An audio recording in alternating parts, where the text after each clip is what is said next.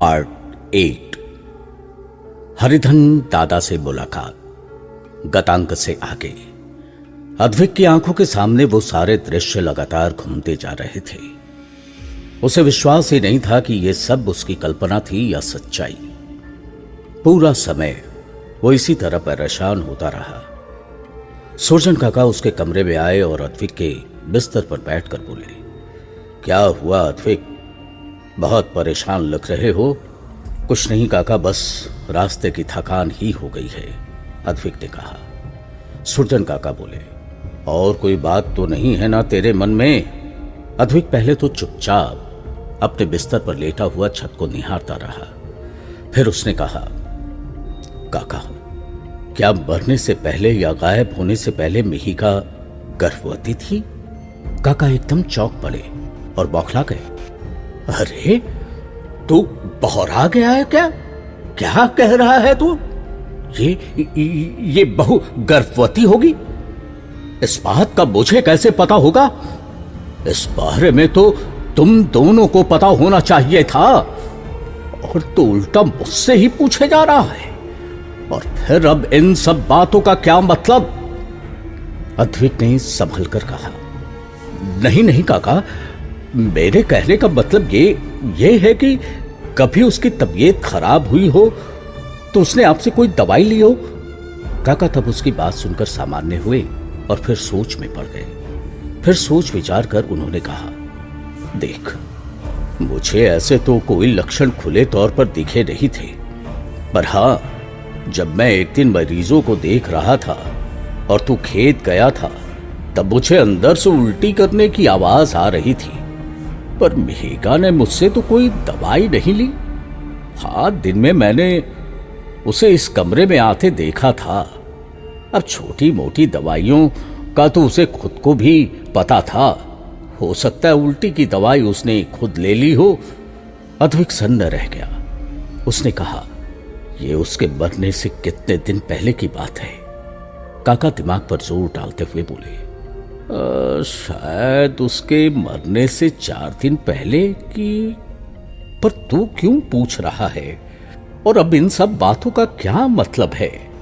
अद्विक बोला, नहीं काका, ऐसे ही मेरे दिमाग में आ गया। और फिर अब उसके दिमाग में हथौड़े बज रहे थे। यानी मिहिका सच में गर्भवती थी। उसके सच में एक बच्चा हुआ था और वो वास्तव में इसी घर में आई थी। तब काका ने जो मुझे बात नहीं बताई थी बरसों पुरानी की, एक गर्भवती महिला आई थी। काकी ने उसे खाना खिलाया और उसके बच्चे को दूध दिया। इसका मतलब मिहिका की सारी बात सच थी। काका की बताई हुई घटना में उस महिला ने अपना मुंह घूंघट से ढका हुआ था और वो अपने पति को ढूंढ रही थी, और मिहिका ने भी वही बात बताई थी। तो क्या मिहिका भूतकाल में चली गई है? पर ऐसा कैसे संभव है? अद्विक का दिमाग चकराने लगा। कोई अपने समय से पीछे कैसे जा सकता है? पर बात तो दोनों ही सच है, क्योंकि वो महिला जो अपने पति को ढूंढ रही थी, उस समय मैं 10 वर्ष का था। और ये चर्चा मैंने काका से थोड़े ही दिन पहले ही की थी। और मिहिका ने मुझे जो घटना बताई वो भी बिल्कुल यही घटना है। इसका मतलब वो घूंघट लगाए हुए औरत मिहिका ही थी। मिहिका अपने बच्चे को लेकर आई थी और मुझे ढूंढ रही थी। और जब उसने मुझे 10 वर्षीय बच्चे के रूप में देखा तो वो वापस चली गई। यानी वो उस समय काल में पहुंच गई है जब मैं 10 वर्ष का था। यानी आज से 20 साल पहले पहुंच चुकी है वो। हे भगवान, ये कैसे संभव है? मुझे तो बिल्कुल भी विश्वास नहीं हो रहा। और जो मुझे ही विश्वास नहीं हो रहा तो काका को भी कैसे विश्वास होगा? अद्विक को चुप देखकर काका बोले, क्या हुआ अद्विक? अद्विक को अभी भी उन सब बातों पर विश्वास नहीं था।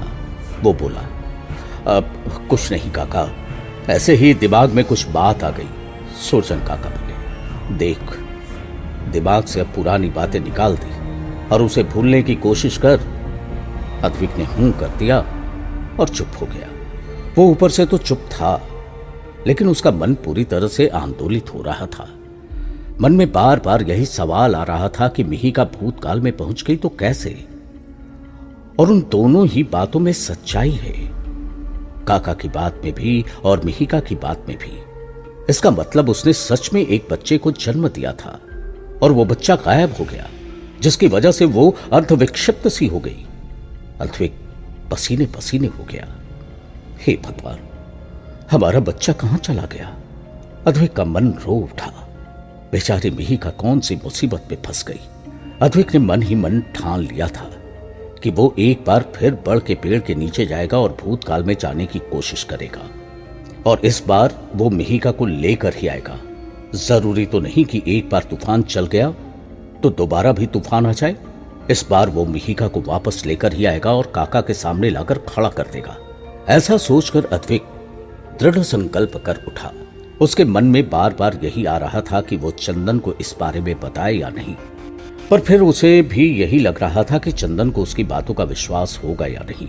अद्विक ने सोच लिया था कि वो एक बार फिर से उस पेड़ के पास जाएगा और मिहिका को हर हाल में वापस लाएगा, पर उसकी हिम्मत ही नहीं हो रही थी पेड़ के पास जाने की।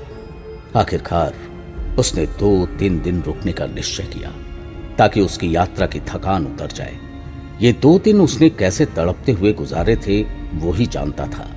2-3 दिन बाद एक बार फिर से वो जंगल की तरफ रवाना हो चुका था। अद्विक अब तेज कदमों से चला जा रहा था। उसके मन में यही प्रश्न उमड़ घुमड़ कर रहा था कि बड़ के पेड़ का वो पर्दा खुलेगा या नहीं, क्योंकि एक बार ऐसा हुआ जब वो दूर से खड़ा देख रहा था और वो पेड़ सामान्य ही था। अद्विक सोच रहा था, बस मुझे वो पर्दा खुला हुआ मिल जाए और मैं उसमें प्रवेश कर जाऊं। अद्विक लगातार चलता चला जा रहा था। जंगल का सन्नाटा साए साए कर रहा था। वहां सूखे पत्तों पर कदमों की आवाज के अलावा और कोई आवाज नहीं थी। आखिरकार जानवरों का तो कोई अस्तित्व ही नहीं था। अब जाकर समझ में आया अद्विक को कि बड़ के पेड़ के पास पक्षी और जानवर क्यों नहीं दिखाई पड़ते हैं, क्योंकि ये रहस्यमय पेड़ है। अगर कोई पक्षी या जानवर यहाँ आएगा भी तो वो यहाँ से गायब हो जाएगा। अपनी जान की परवाह सभी को होती है, चाहे पक्षी हो या जानवर। इसीलिए यहाँ पर किसी प्रकार का कोई जीव नहीं दिखाई पड़ता। पक्षी और जानवर बेचारे भोले होते हैं ना, इसलिए उन्हें सिर्फ अपनी जान प्यारी होती है, जबकि इंसान खतरों से खेलने में अपनी समझदारी दिखाता रहता है। और यही अब अद्विक भी करने वाला था।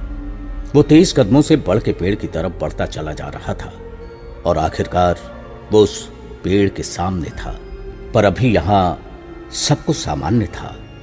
अद्विक हैरान परेशान हो गया।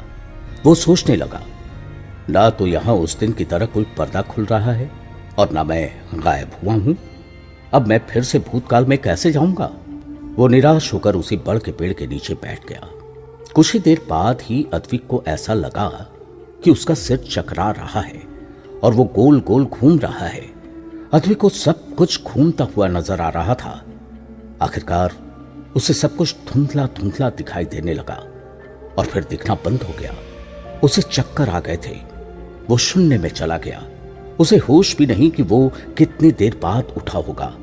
बहुत समय बाद जब उठा तो उसे कुछ सामान्य नहीं लग रहा था। वो बहुत हैरान परेशान हो रहा था। उसका मन उसे वर्तमान काल में होने का अनुभव करा रहा था, पर उसका दिमाग उसे भूतकाल में होने का अनुभव करा रहा था। दिल और दिमाग में जंग चल रही थी और इस जंग का परिणाम जानने के लिए वो सोच विचार कर गांव की तरफ रवाना हो गया और सोच रहा था कि वो कौन से समय में है, अपने वर्तमान समय में या भूतकाल में। उसे कुछ समझ में नहीं आ रहा था कि वो क्या करे। आखिरकार उसने फिर से गांव की तरफ कदम बढ़ा दिए। सबसे पहले वो उस जगह पर गया जहां मिहिका ने अपनी झोपड़ी बना रखी थी। अद्विक सोचने लगा, अभी पता चल जाएगा। अगर मिहिका मिली तो मुझे समझ आ जाएगा कि मैं भूतकाल में पहुंच गया हूं। अद्विक गांव के बाहर बनी उस झोपड़ी की दिशा में रवाना हो गया, पर इस समय अद्विक को कोई खास परिवर्तन नजर नहीं आ रहा था।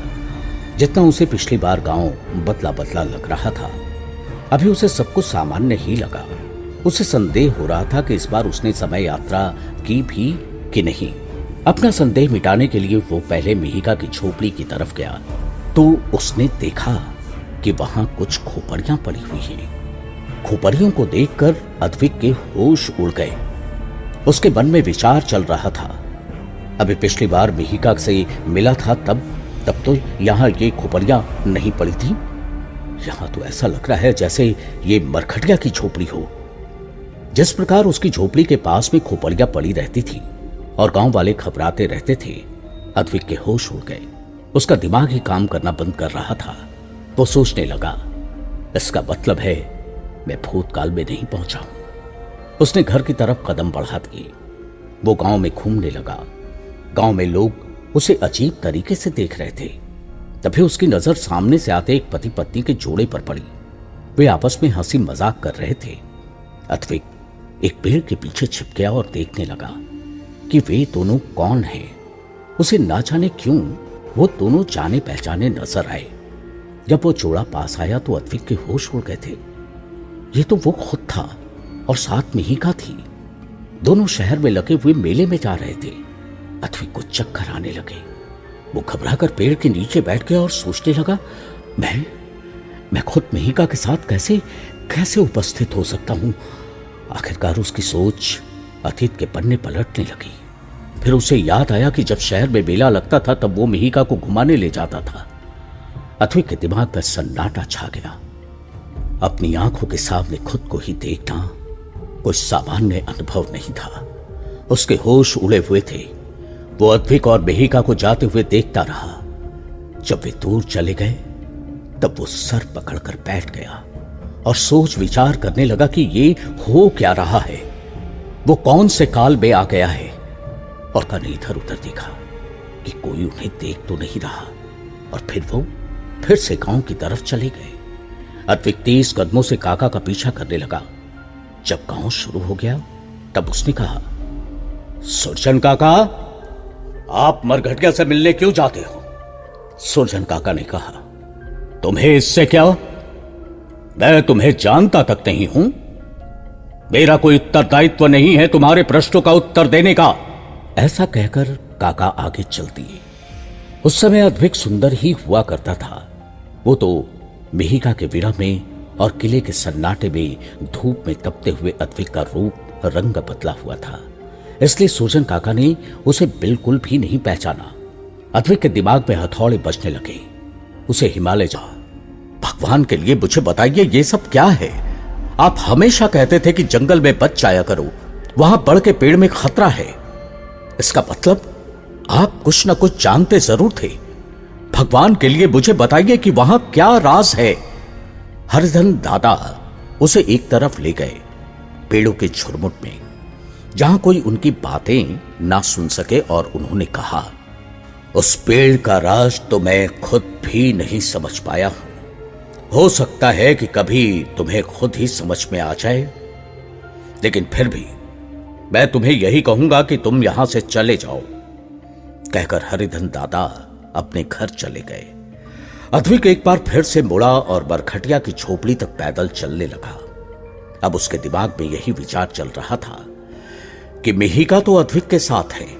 इसका मतलब अभी वो गायब नहीं हुई है। हरिधन के दादा भी जिंदा ही हैं। इसका क्या मतलब हुआ?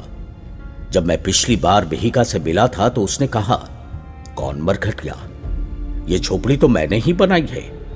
कहीं ऐसा तो नहीं कि जिस समय काल में मिहिका पहुंच गई थी उसके कुछ समय बाद मरघटिया वहां आ गई हो, उसने मिहिका को मार डाला हो और उसकी झोपड़ी पर कब्जा कर लिया हो, और वे खोपड़ी मिहिका और उसके बच्चे की ही हो? अद्विक के होश उड़ गए। उसे समझ नहीं आया कि वो क्या करे। वो वापस बड़ के पेड़ की तरफ चला गया। अब वहां रुकने का कोई फायदा नहीं था। जब उसने अपने आप को मिहिका के साथ देखा था तो मिहिका को रोककर बात करने के लिए भी कोई मतलब नहीं था। वो असमंजस की स्थिति में वापस बड़ के पेड़ की तरफ जाने लगा। वहां पहुंचते पहुंचते फिर से तेज हवाएं चलने लगी और एक बवंडर बनकर तैयार हो गया। उस गोल गोल बवंडर में अद्विक फंस चुका था और गोल गोल घूमे ही जा रहा था। बहुत देर तक गोल घूमने के बाद उसने अपना मानसिक संतुलन खो दिया और होश खो बैठा और अचानक से ही जमीन पर आ गिरा। उसकी आंख ना जाने कब खुली, उसे पता तक नहीं चला। जब उसकी आंख खुली तो वो उसी बड़ के नीचे था। वो सोचने लगा शायद वो वर्तमान में वापस आ गया है पिछली बार की तरह। अब उसके दिमाग में रह रहकर एक ही बात घूम रही थी कि मिहिका उस समय काल में पहुंच गई है जब वो 10 साल का था, यानी वो 20 साल पीछे पहुंच गई है। और अभी जो उसने समय यात्रा की है वो शायद 5-6 साल पहले का ही समय है। मुझे तो अब ये लग रहा है कि मिहिका अपनी झोपड़ी में आराम से रहती थी और तब मरघटिया आई और उसने मिहिका को मारकर उसकी झोपड़ी पर कब्जा कर लिया। और भी खोपड़ियां भी मिहिका और उसके बच्चे की ही हो। अद्विक के होश उड़े हुए थे। क्रमशः सिर्फ और सिर्फ ट्रेंड टॉप स्टोरीज पे सब्सक्राइब करना ना भूले और हिट द बेल आइकॉन।